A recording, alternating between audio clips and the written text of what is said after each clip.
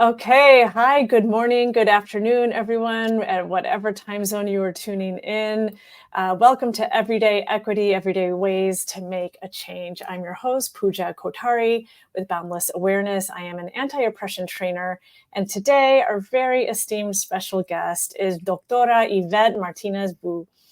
Doctora Yvette provides first-gen students of color with support, skills, and tools to empower themselves to thrive in grad school and beyond.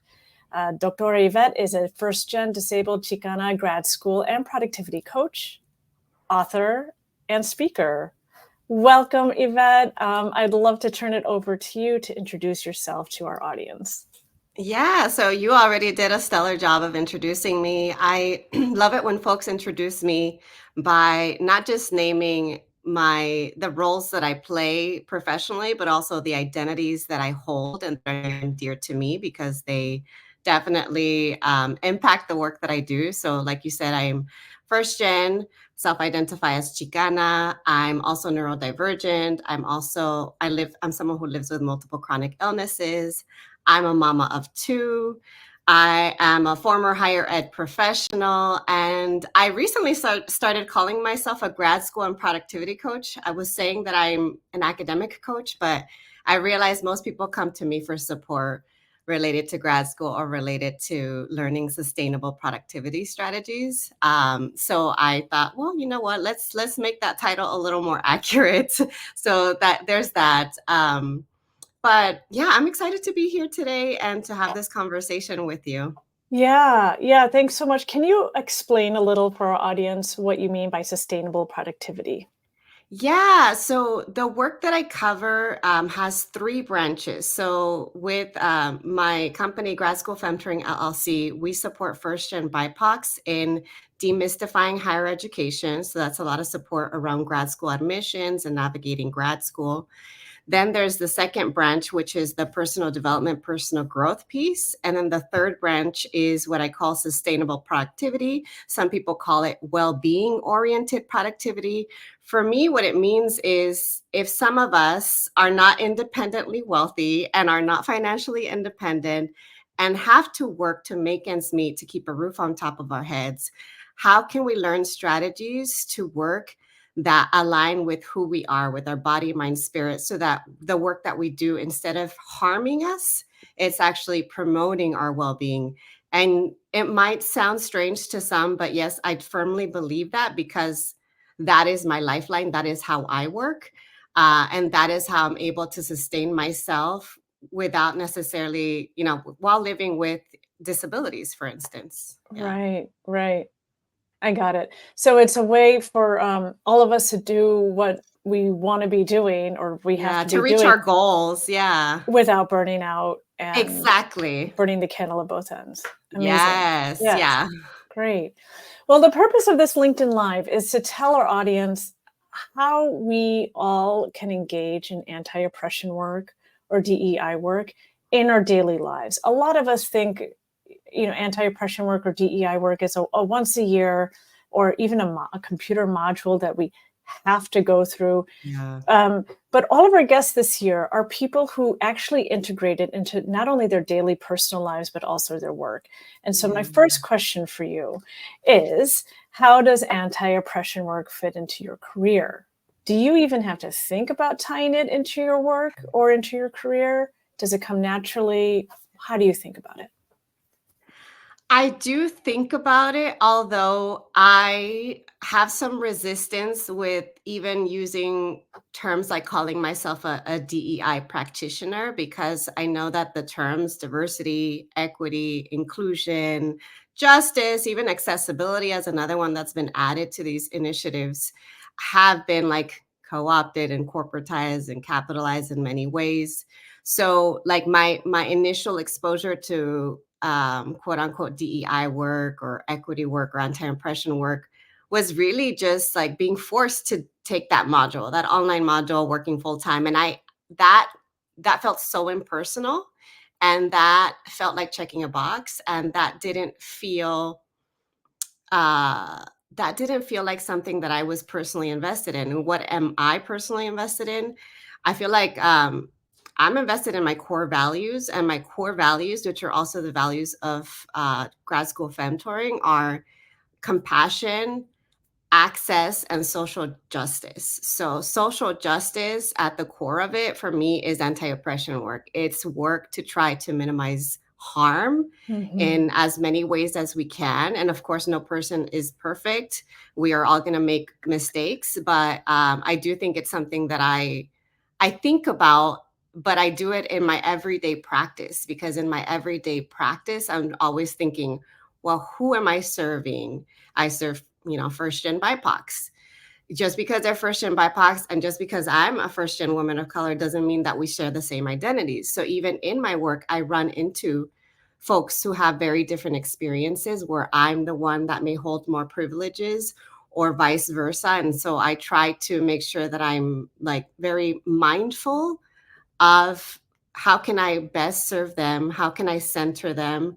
And how can I learn from them? Because they're not just learning from me. So yeah, it's very kind of multifaceted, and it's not a one size fits all approach by any means. And I'm someone who doesn't believe in binaries. And so for me, I'm always curious, and I even mention it when I work with folks. They fill out an initial form. It's like an intake form, and one of the lines that I added was, "Are there any identities or circumstances that you feel comfortable enough sharing with me that might impact our work together?" And through that, I've learned things that maybe they might not have shared about their identities, about saying, "Hey, you know." I'm in an unstable household, or I am a trans man, or I am non-binary and I use all pronouns, and it depends on the day and how I'm feeling that day with my pronouns.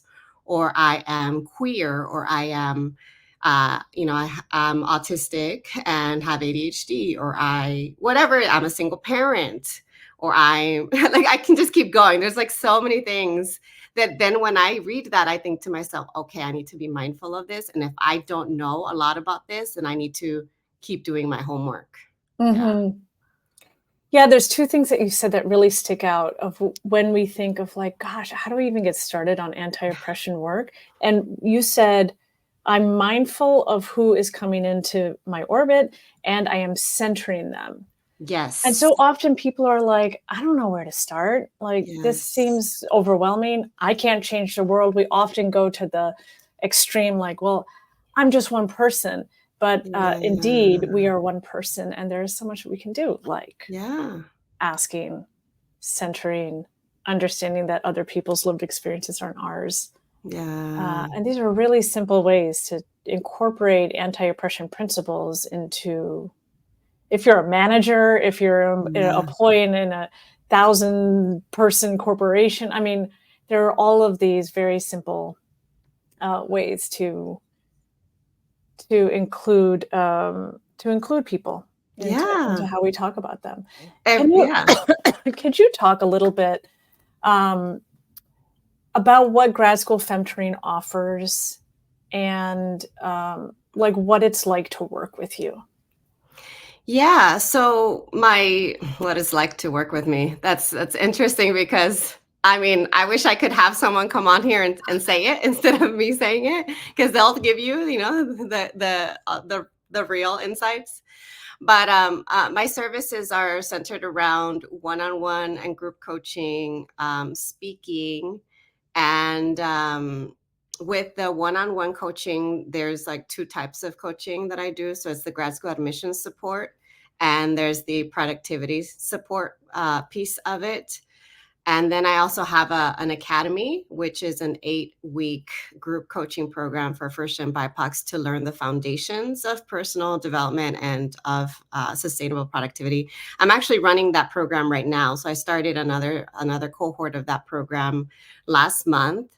And kind of going back to what I said earlier, I stand very firmly rooted in my values. And for me, that means that when I facilitate workshops, they're usually recorded, and I follow up with a link to the recording that includes transcripts and captions. To me, that means, on the compassion side, I really try to get to know people. So when I facilitate, not just when I work with people in their intake forms, but even when I facilitate workshops, I want to know, who is my audience? What are their identities? Do they have questions they want to ask me in advance that I can then tailor into my workshops? Because I don't want to give a cookie cutter workshop. I don't want it to be like everybody gets the same thing. No, I want to give you real world examples that I think might fit to you. Based on me knowing, oh, this is an audience of students, oh, this is an audience of working professionals, or this is an audience of primarily BIPOC folks. This is an audience that might be mixed, that might be, mixed in a bunch of different ways.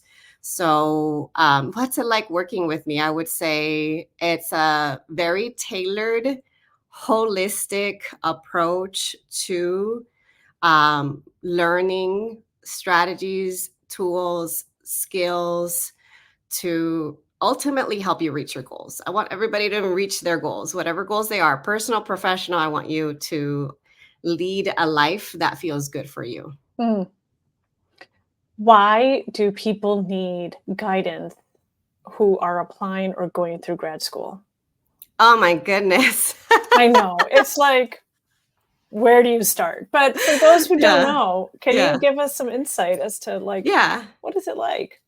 Not everybody needs as much guidance, because some folks have access to that knowledge, what we call the hidden curriculum, which is, all the things that you're expected to know, but you might not know about what it's like to apply to graduate school, or what it's like to navigate higher ed spaces. Some folks, they have, like my kids, for instance, they have a parent who's highly educated, or who's formally educated, I should say. I always call myself out when I say highly educated. I'm like, no, formally educated, because I know, my parents, for instance, are just as brilliant as I am. They just didn't have the privilege of pursuing higher education. So yeah, my kids, they've got a parent with advanced degrees.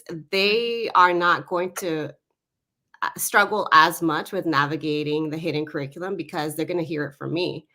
And so why do people need this support? Because there's so many folks who are first generation. There are so many folks who sometimes even aren't first generation, but maybe they're in the middle. They're like at the 1.5, where their parents have advanced degrees, but from other countries.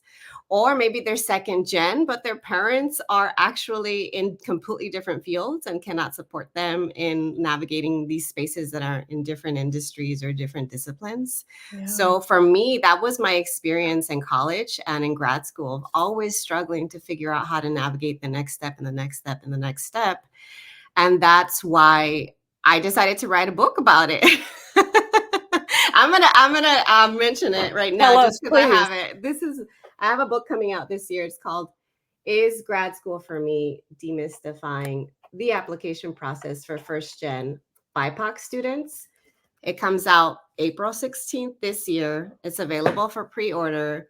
I've had this idea for this book in my head for over 10 years, because I always was so frustrated. Like, why isn't anyone writing about these things? Why isn't anyone giving people the support and the 411, like the real talk of what it's like to navigate grad school? Why isn't someone telling these students, like, you know what, that industry you're interested in, the career you're interested in, doesn't require grad school at all? I'll be the first to tell someone, don't waste your time, energy, money if you don't need to go to grad school, because it's not a necessary next step for everybody. Yeah. I love how you say it's the hidden curriculum, because and that's part of, when we talk in our boundless awareness workshops, when we talk about privilege, we always say, like, how did you get your first internship? Who wrote your recommendation letters? And it's if you have that orbit around you and that privilege of access, or access to opportunity, then you absorb that hidden curriculum through all of those people in your network. Yes. And if you're not around people like that, who are going through this process, or have been through this process that you want to go through, how else are you going to know? Right. Yeah. Right. Okay. So when we talk about your work and anti-oppression work and really being mindful of who comes in to your programs in the academy and centering their experiences, I want to ask you, how do you keep learning? How do you make sure that you're kind of like on top of your own bias? We all can have like this intention of wanting to do great, but and be inclusive and mindful and centering others, but sometimes our impact isn't matching our intent. How do you make sure you can align those as much as possible? We're not perfect, but as much as possible. What do you engage in? What do you read? What do you do? One of the things for me that allows me to keep learning is using an identity marker as that thing that allows me to maintain the habit of learning. So for instance, when some people say they're runners, you have this assumption of, okay, like I'm a runner, so I'm going to run, runners run. So for me, one of my identities that I've used for many, many years is, oh, I'm a scholar. And before that, when I was a child, I would just say I'm a nerd. Yeah. Hashtag nerds unite. So Yes. Nerd alert. Two nerds right here.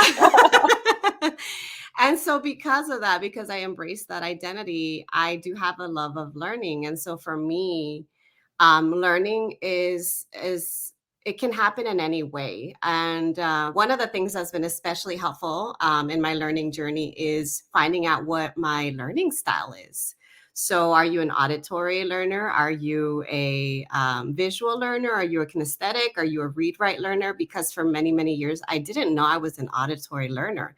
And so the world of audiobooks, the world of text to speech, adaptive technology, the world of podcasting has transformed my life and my ability to keep learning. So those are a couple of examples of how I keep learning. I keep learning through the audiobooks, through the podcasts, through the people, not just me listening to other podcasts, but me being a podcaster and bringing on guests who have very different life experiences and knowledge bases than I do. So I learn from them. I amplify their work. I also think about it as like, who's part of my circle and my friend group, because my friends are very, very different. Not all my friends have the same shared identities. I have some friends who are spoonie friends who have chronic illnesses, but they might not be parents. I have friends who are parents who, may not have other markers of my identities that I have. My husband is Vietnamese American. Like I have very different connections to very different folks from different cultures, from different races. And I'm very open to learning and to being called out and called in. Active listening is another thing that allows you to learn a lot, is not just listening to respond, but listening to understand. And also being open to expanding your comfort zone or to putting yourself in some spaces that make you even just a little uncomfortable. Because I'm an introvert. I like to stay in my comfort zone a lot, but I know that I gain a lot when I do expand out of my comfort zone. So that might mean asking that tough question that's awkward or uncomfortable for you, because it's putting you in the position where you're acknowledging your privilege. So for me, like I'm straight, I'm cisgendered, and so when I approach kind of spaces or folks who aren't straight, who aren't cisgendered, and I'm forced to like acknowledge my privilege and to be like, hey, what are your pronouns? Is it okay for me to ask what your pronouns are? I'm not gonna lie, it does sometimes feel a little bit uncomfortable. It's getting better over time, but I'm not gonna lie that the first time I asked someone that question, I was like, oh, taken aback. Like I've never had to question my pronouns. So yeah, those are just a couple of ways. Is really like embracing the learning process, figuring out what's the best way for you to learn, surrounding yourself with lots of different kinds of folks, and even being willing to put yourself in uncomfortable situations, even if it's just slightly uncomfortable, because slowly but surely your comfort zone is going to keep expanding the more you get out of it. Yeah. Yeah. Any advice for people who are nervous about being called out or being called in to learn more? People who are really anxious about situations like that. Um, any advice on how to just get in there for that type of learning? Because that tends to be like the stuff you never forget. Yeah. You know what? We're all going to make mistakes, and we're all going to have, no one's perfect. We're all going to have cringe-worthy moments. I'm not going to lie. I still have some moments where I look back and I'm like, I can't believe I said that or did that, just from a time where I didn't know better. And so for that, it's just like, that's where the internalized self-compassion or that's where the self-compassion comes in. Yeah. And yeah, to remind yourself, like, it's okay to make mistakes. I might mess up, but hey, if I learn from it, that's great. Also, I would say choose your battles, because you can't always be on edge. You can't always be trying to be like, the like doing this work all the time, because it's very, very heavy work, like actual anti-impression work. It's very, very heavy. I'm a highly sensitive person, so for me it really weighs on me, and so I have to like pick and choose my battles. And I have to remind myself that I'm not going to be perfect every day, but even if I'm just like open to it, it's going to get better over time. So self-compassion and giving yourself permission to make mistakes and learning from your failures, all that I think is going to hopefully compound over time to hopefully make you a better human being.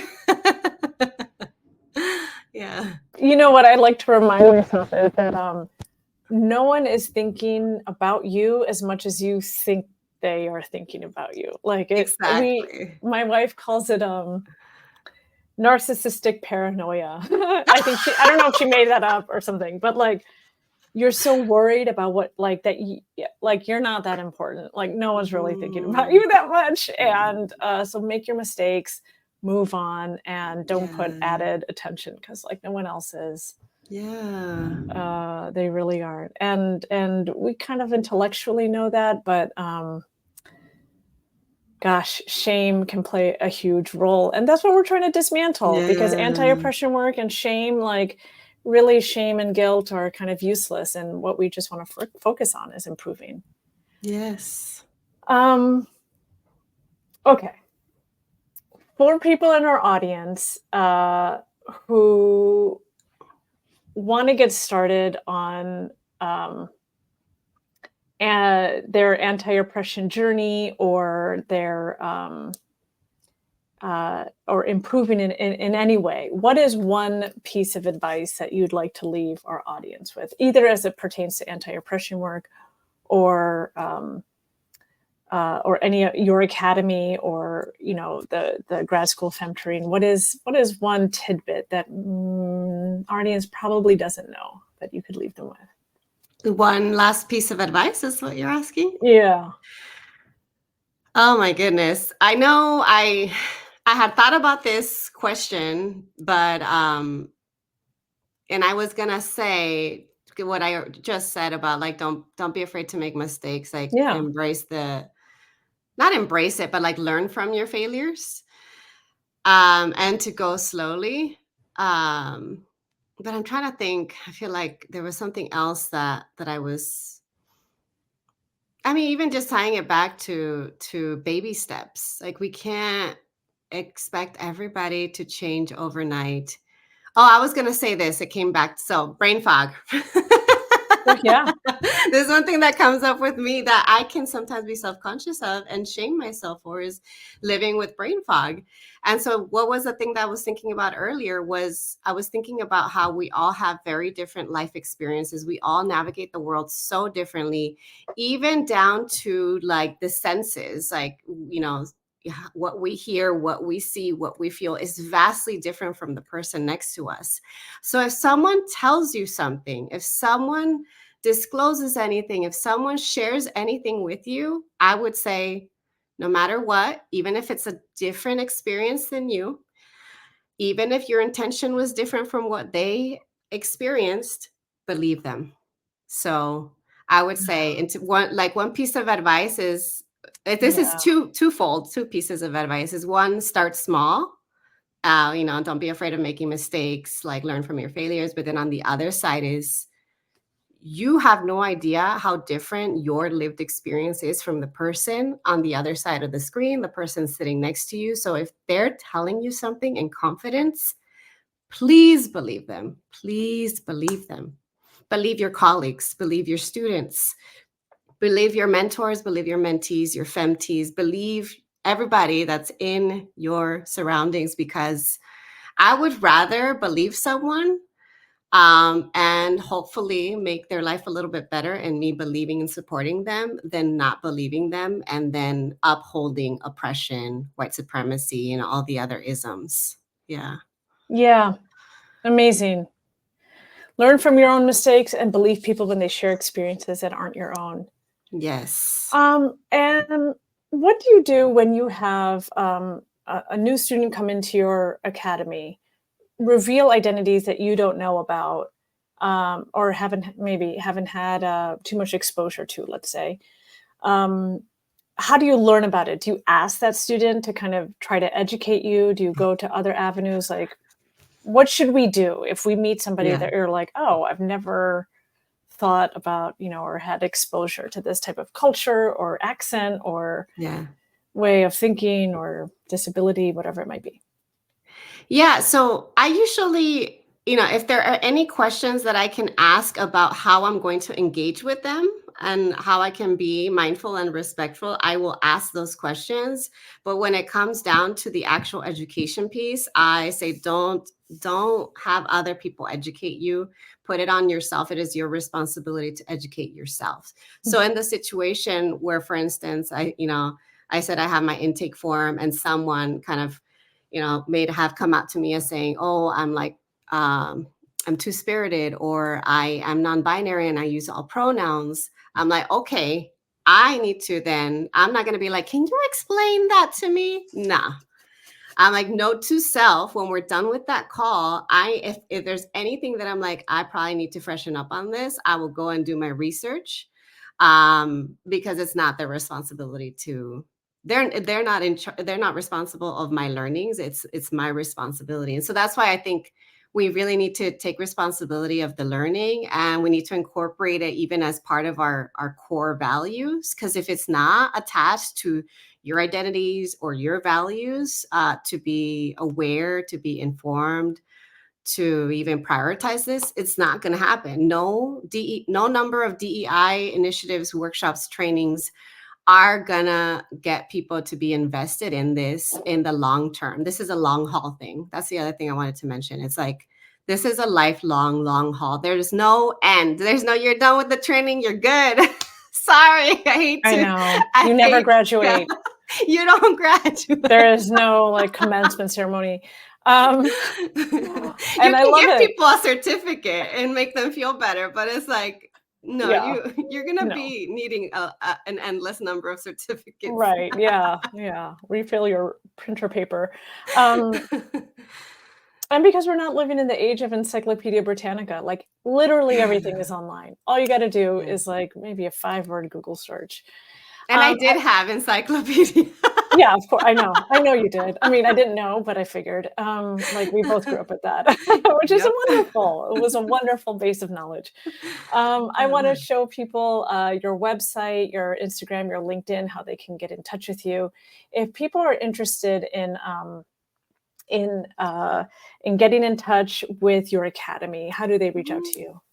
Yeah, so the best place to find me is my website, gradschoolfemtoring.com. So hopefully we can put it somewhere where you can access it. If you want to stay in touch, hear more about my offerings, my services, you can sign up for my newsletter. So that's the same, gradschoolfemtoring.com/newsletter. And then, of course, I'm also on social media. I'm most active on Instagram and here on LinkedIn. So Instagram is Grad School Femtoring, and LinkedIn, you can find me with my name, Yvette Martínez-Vu. Awesome. And we have a little ticker tape going on the bottom with your book, is Grad School for Me. Could you lift it up for us again? It's demystifying It's So grad school it's for me. Yes. demystifying the application process for first-gen BIPOC students. Amazing. Amazing. Where is it available? It is available on all places where you can buy books. You can find it at UC Press, University of California Press website. You can find it Target. You can find it Indie Books. You can find it on Bookshop. All the places where you can find books. Excellent. Go get it. If you have any questions, leave a comment under our LinkedIn Live, and I'm going to put all of this also on our post. Yvette, thank you so much. You're amazing. Thank you for the work that you're doing. I'm so happy to talk to you. Likewise, it's been so beautiful and such an honor to be in this shared space with you.